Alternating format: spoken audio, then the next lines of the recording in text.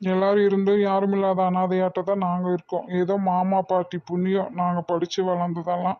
அப்போ அவங்க தான் உனக்கு பெருசா போயிட்டாங்க, உங்க அப்பா அம்மா உனக்கு பெருசா தெரியல. ஆமாம் அப்படித்தான்.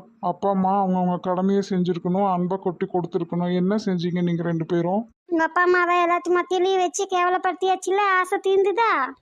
என்ன கேவலப்படுத்துனாங்க? நீங்கள் செய்கிறதெல்லாம் சொன்னால் அது கேவலப்படுத்துகிறாங்கன்னு அர்த்தமா? நீங்களாம் சுயநலவாதிகள் இல்லையா? நீங்கள் நினைக்கிறது மட்டும்தானே நடக்கணும், நீங்கள் நினைக்கிறது மட்டும்தானே எல்லாரும் செய்யணும். மற்றவங்களாம் மனுஷங்கள, அவங்களுக்கெல்லாம் மனசாட்சியில் ஆசைன்னு எதுவுமே இருக்காது இல்லை? நீங்கள் மட்டும் எல்லாத்தையும் குறை சொல்லலாம், என்ன வேணால் பண்ணலாம். ஆனால் யாரும் உங்களை குறை சொல்லக்கூடாது இல்லை? இத்தனை நாளா இத்தனையும் நீ மனசுக்குள்ள வச்சிருந்தா நீ கொட்டி தீக்கிறல்ல. ஆமாம், நீயும் தானே அப்பா அம்மா கூட சேர்ந்துக்கிட்டு ரேகாவை முடியல, மூஞ்சி இல்லை, லட்சணம் இல்லை, அது இல்லை இது இல்லைன்னு 1008 குறை சொன்னேன். அப்புறம் சொத்துக்கோசரம் கட்டிக்கோன்னு. ஆமா அண்ணா, நான் சொன்னேன் சொத்தெல்லாம் நம்ம கைக்கு வந்தாதானே நாங்கள் 2 பேரும் பணக்கார மாப்பிள்ளைக்கு வாக்கப்பட்டு போக முடியும்.